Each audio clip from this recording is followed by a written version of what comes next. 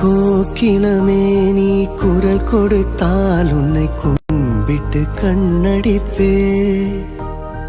கோபுரமே உன்னை சாய்த்து கொண்டு உந்தன் கூந்தலில் மீன் பிடிப்பே. வெண்ணிலவே உன்னை தூங்க வைக்க உந்தன் விரலுக்கு சொடுக்கெடுப்பே. வருட வரும் பூங்காற்றையெல்லாம் கொஞ்சம் வடிகட்டி அனுப்பி வைப்பே. என் காதலின் தேவையை காதுக்குள் ஓதி வைப்பே.